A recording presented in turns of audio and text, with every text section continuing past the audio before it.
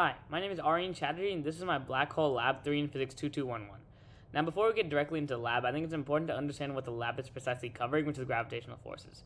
In real life, objects always have a gravitational force on them, whether it be big or small. Now, in this lab, we will focus on analyzing gravitational forces to determine certain properties in a specific situation. More specifically, this lab will be focused on using gravitational forces to analyze a star's orbit of a black hole and a spaceship's successful trajectory between a planet and a black hole. This lab has two parts, and in part one of the lab, we will set up a situation where a star is orbiting a black hole, and we must find the black hole's mass. In the second part of the lab, we will analyze a situation where the ship takes off from a planet near a black hole, and we must determine the initial velocity of the ship that brings it close enough to the black hole, but not so it gets sucked up by it.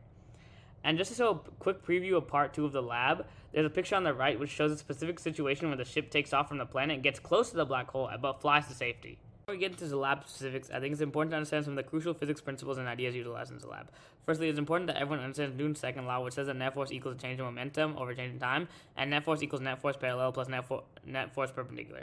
From this equation, we can also get the velocity update formula, which will be how we define the velocity in part 2 of the lab, and we can also get the position update formula, which is how we defined position in part 2 of the lab. Additionally, we need to know that Newton's law of gravitation defines the force of gravity equal to big G times mass of object 1 times mass of object 2, all divided by the magnitude of the distance between the two masses squared times the negative vector direction. Furthermore, it is important to know that the parallel net force is defined as magnitude of P final minus magnitude of P initial divided by delta T times P hat. Finally, net force perpendicular is defined as magnitude of P times dP dt. Now, we must cover some major assumptions in the experiment, and one is that the only forces that are acting on the objects are the gravity forces from known objects. Another assumption that the black hole will not move, and one piece of information that is very important for part 1 of the lab is that the gravitational force equation can be algebraically manipulated to find the mass of an object to be equal to the magnitude of net force times r squared divided by big G and mass of the other object. Moving on to part 1 of the lab, it is important to note that there's a black hole at the origin and a star a known distance away, and the star is the system while the black hole is the surroundings. The star's mass is 2.0 e 30 kg, and the experiment starts at t equals 0 and increments by 86,400, which is delta t, because we want it to increment by 1 Earth day in seconds. For the main experiment details for part 1, using the velocity and the mass of the star orbiting the black hole, I found the star's momentum, and then I found delta V and delta P of the star on lines 170 and 171.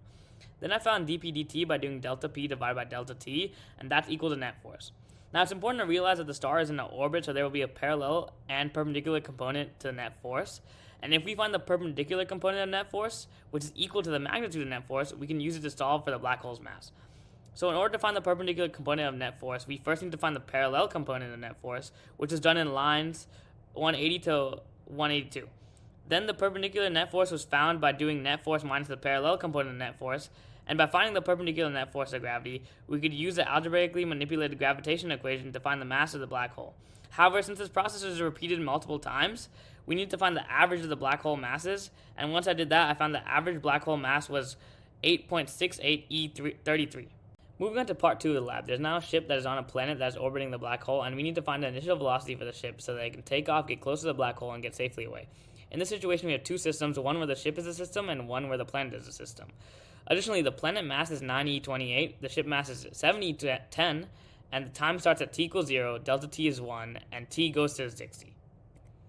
So after setting the initial conditions, we need to find the gravitational forces on the planet by the ship and the black hole to understand the planet's motion. So I do that in lines 79 to 87 by using the gravitational force formula.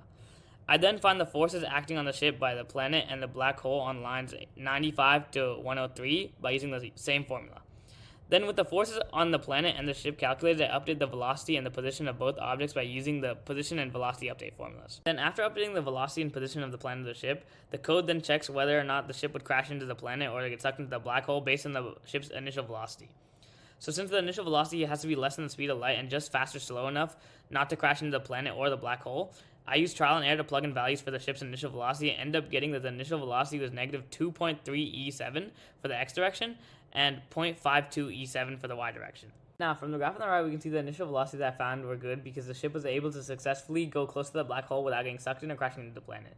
Now, although both parts of the lab were successful, it's important that we talk about possible errors. So in part 1 of the lab, the mass results could be messed up because the black hole should realistically be moving, and there could be some calculation errors in my code. For part 2 of the lab, there could be other better velocities for the ship because I found mine through trial and error, so there could be some better ones. For the what does it mean question, the equations are mathematically the same, but there's one main difference. For net force, you to calculate different properties of the object like acceleration, but for the rate of change of momentum, you can just observe and measure velocity and easily find the rest.